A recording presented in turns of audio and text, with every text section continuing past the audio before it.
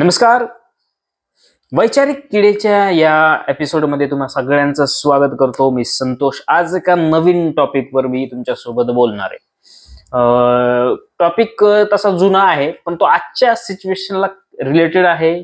ज्या गोष्टी आपण विसरलोय, काही तथ्य मला मांडायचे आहेत, ज्याच्याबद्दल मला काही विचार आहेत ते मी तुमच्यासोबत शेअर करणार आहे. तो आपण होळी हा सण साजरा करतो आणि होळीची पूजा करतो, तिला नैवेद्य दाखवतो, बालक्या लेकरांना तिथं घेऊन जातो, त्यांचं डोकं तिथं ठेवतो. काही लोक त्याचा वेगवेगळ्या पद्धतीने, आणि दुसऱ्या दिवशी आपल्याकडं धुरवड साजरी केली जाते, रंगपंचमी साजरी केली जाते. ह्याचं कनेक्शन काय आहे हे समजून घेणार आहोत. मित्रांनो, एक चित्रपट रिलीज झालाय थिएटरमध्ये, ज्याचं नाव आहे Mahavatar Narsimha. Animated movie, graphic movie आहे. खरं तर ॲनिमेटेड नाही म्हणता येणार, ग्राफिक मूवी आहे. आणि त्याच्यामध्ये भक्त प्रल्हादची गोष्ट सांगितलेली. आता आपल्या भारतीयांना किंवा महाराष्ट्रामध्ये भक्त प्रल्हाद हे नाव खूप प्रचलित आहे आणि त्याच्या कथा आपण नेहमी ऐकतो. तर काय आहे ती कथा? तर हिरण्यकशिपू नावाचा एक असुर राजा होता, ज्याला सगळे वरदान प्राप्त झाले होते. तिन्ही लोकाचा तो स्वामी झाला होता. देवांना सुद्धा त्यानं गुलाम बनवलं होतं. त्याचा अत्याचार इतका वाढला होता लोकांवर की जे कोणी भगवान विष्णूची पूजा करेल, त्यांचं नाव घेईल, त्याला तो कैदेत टाकायचा, मारायचा, अत्याचार करायचा. सगळे राक्षस लोक मिळून या चांगल्या लोकांना मारायचे. पण नेमकं या हिरण्यकशिपूच्या बायकोच्या पोटी एक मुलगा जन्माला येतो, जो विष्णू भक्त असतो. त्याचं नाव आहे भक्त प्रल्हाद. आणि ही गोष्ट आपल्याला कीर्तनामधून सांगितलेली आहे, पुराणांमधून सांगितलेली आहे. जिथं कुठं कथांचे सादरीकरण होतं तिथं ही कथा सांगितली गेलेली आहे. पण भक्त प्रल्हादवर आलेला हिंदी मधला हा सर्वोत्कृष्ट सिनेमा आपण थोडक्यात म्हणूयात. आता काही, जसं मी होळीचं उदाहरण दिलं, तर भक्त प्रल्हाद काय सांगत होता की प्रेम करा, हिंसा करू नका, जीवांवर प्रेम करा, मांसाहार करू नका, असे त्याचे म्हणणं होतं. पण त्याच्या विरोधात त्याच्या वडिलांचं मत होतं की हिंसा केली पाहिजे. जर आपल्याला पॉवर दाखवायची तर हिंसा केली पाहिजे, लोकांना मारलं पाहिजे. हिंसा केली तर दुबळे कमी होतात. दुबळ्यांवर अत्याचार करणं हेच राक्षसांचं खरं कर्तव्य आहे, अशा मताचा असणारा असुर राजा म्हणजे हिरण्यकशिपू होता. आणि प्रेम करा, दया करा, भक्ती करा असं सांगणारा भक्त प्रल्हाद याला मारण्यासाठी ज्या राक्षसीनाला हिरण्यकशिपूनं आणलं होतं, जिचं नाव होतं होलिका, त्या होलिकेनं त्या मुलाला मांडीवर घेतलं आणि पेटलं. बाकीची कथा तुम्हाला माहिती आहे, चित्रांमधून तुम्ही ऐकली असेल, बघितली असेल. राक्षसांची पूजा करण्याची परंपरा आपल्याकडे कधीपासून पडली?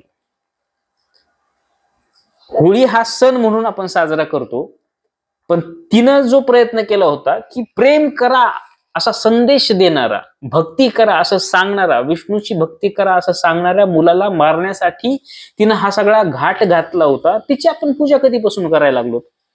हे कुठल्या पुराणांमध्ये लिहिलेलं आहे की होळीची पूजा करा? बरं, होळीची ज्या दिवशी आपण पूजा करतो त्या दिवशी तर आपण भक्त प्रल्हादचं नाव सुद्धा तोंडातून काढत नाहीत. काय रिझन असेल याचं? आपल्या समाजाला किंवा ज्यांनी कोणी हे पुराण रचलं असेल आणि ज्यांनी कोणी हे सांगितलं की होळीची पूजा केली पाहिजे, त्या लोकांना प्रेम करा, अहिंसा स्वीकारा, भक्ती करा, हे गोष्टी पटल्या नसतील म्हणून त्यांनी भक्त प्रल्हादला बाजूला ठेवलंय काय सगळ्यापासून? मध्येच रंगपंचमीचं लॉजिक कुठून आलं? होळी झाली की दुसऱ्या दिवशी आपण गटारात पडलेलो असतो. हे न कळण्याच्या पलीकडची तार्किक गोष्ट. आणखी दुसऱ्या काही गोष्टी आहेत. हिरण्यकशिपूचं एक गुरुकुल होतं, ज्या गुरुकुलामध्ये काही पंडित होते. आता ह्या सिनेमामध्ये सुरुवातीलाच डिस्क्लेमर दिलाय की हे आम्ही पुराणातून काढलेल्या गोष्टी आहेत, कुठे हे फिक्शन वगैरे केले नाही, फक्त ड्रामाटाईज केलेले सीन आहेत. तर मग हे जर सत्य असेल तर ह्या सिनेमामध्ये जसं दाखवलं की काही पंडित होते, जे अर्थात शेंडी वगैरे जानवा वगैरे घातले, मग आपण त्यांना ब्राह्मणच म्हणतो. तर हे त्या गुरुकुलामध्ये असं शिकवायचे का हिंसा करना हमारा धर्म है, दुर्बलों पर अत्याचार करना हमारा धर्म है, प्यार करना हमारा धर्म नहीं है, किसी की भी भक्ती करना हमारा धर्म नाही है, हे त्या गुरुकुलांमधून शिकवलं गेलं. ह्या गोष्टीला सिनेमा बघताना तुम्ही जर कनेक्ट केलं तर आजच्या काळामध्ये तुम्हाला हिरण्यकशिपूचेच वंशज जास्त दिसतील. जे लोक सांगतात प्रेम करा, माया करा, अहिंसा स्वीकारा, ह्या सगळ्या लोकांना हिंसेनं उत्तर देणारे लोक तुम्हाला आज मिळतील, राजकारणामध्ये मिळतील, सोशली मिळतील. आणि राक्षसांचं वर्चस्व वाढलं होतं म्हणून तर नरसिंह अवतार झाला होता आणि एका झटक्यात त्यानं सगळं संपवून टाकलं होतं. आपल्याकडे हिंदू मायथॉलॉजी मध्ये ज्या कथा आहेत ना त्या खूप सुंदर आहेत, पण त्याचा ज्या पद्धतीनं लोकांना सांगण्यासाठी वापर केलाय ते चुकीचं आहे. ज्यांनी ह्या कथा सांगितल्या त्यांनी हे खूप ठरवून सांगितलं की काय लोकांना सांगायचंय आणि काय नाही सांगायचंय, चांगलं माहिती आहे त्यांना. वाईट काय, त्या वाईटाचा धर्म बनवण्यात आला आणि चांगलं जे आहे त्याला बाजूला टाकण्यात आलं. जर होळीची पूजा करण्यापेक्षा आपल्याकडे भक्त प्रल्हादलाच त्या दिवशी आपण तो वाचला होता, त्याच्यातून भगवान विष्णूंनी त्यांना त्या आगीतून वाचवलं होतं, त्या होलिकेच्या मांडीवरून.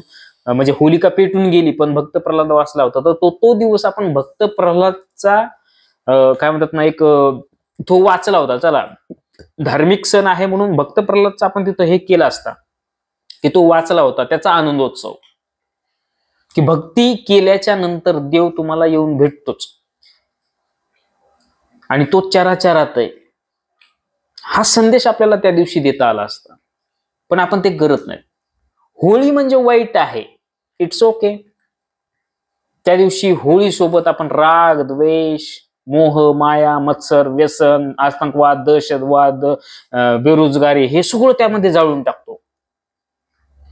हे चिठ्ठ्या लिहून त्यात टाकतो ना, जाळून टाकतो आपण. आपल्यातलं सगळं वाईट काय ते त्या दिवशी जळून गेलं पाहिजे आणि दुसऱ्या दिवशी गटारात लोळायचं. हे कोणी क्रिएट केलं? म्हणजे हा जस्ट मला पडलेला प्रश्न आहे, त्याच्यामुळे मी म्हटलं की जरा बोलावं. तुम्ही सुद्धा तो पिक्चर नसेल बघितला तर कधीतरी OTT वर येईल तेव्हा बघा. त्याने 3D मध्ये रिलीज केलाय पण काही असं काही विशेष नाहीये 3D मध्ये. याच्यामध्ये हिरण्यकशिपूचं कॅरेक्टर आहे आणि माहित नाही योगायोग म्हणा किंवा चुकून म्हणा काय झालंय माहित नाही, पण शेवटच्या फायटिंग मध्ये हिरण्यकशिपू सोबत लढताना नरसिंह जेव्हा त्याच्यावर आक्रमण करतो तेव्हा त्या स्लो मोशन मध्ये काही सीन चालतात ना, तुम्ही त्या चेहऱ्याकडे निरखून बघा, तुम्हाला त्यात आपल्या पंतप्रधानांचा चेहरा दिसेल, मोदींचा. हा, हे मुद्दामून केलेलं नसणार आहे, ते अॅनिमेटेड असल्यामुळे तुम्ही काही होतं, मला तसं दिसलं. पण खोल जाऊन विचार केल्याच्या नंतर तुम्हाला कळेल की आज हिरण्यकशिपूची सेना आपल्या भोवती फिरते आहे, जी तुम्हाला सांगते की प्रेम करू नका, जी तुम्हाला सांगते की काय खायचंय, काय नाही खायचंय, काय घालायचंय, कोणासोबत मैत्री करायची, कुणाला कपड्यावरून ओळखायचंय. ये होता है भाई फिल्मों का नशा मजा. हमारी कथाएं बहुत कुछ कहती है, सिर्फ हमें ध्यान से सुनना चाहिए और आज की परिस्थिति के साथ उसकी तुलना करनी चाहिए. तो आज का विषय यहीं पे खत्म होता है. मिलते हैं नेक्स्ट वीडियो में. तोपर्यंत धन्यवाद. जर तुम्ही ह्या व्हिडिओवर नवीन असाल तर माझ्या चॅनलला लाईक करा, सबस्क्राईब नक्की करा. मी तुमच्यासाठी घेऊन येत राहील असेच नवनवीन व्हिडिओ. बघत रहा वैचारिक किडे. धन्यवाद.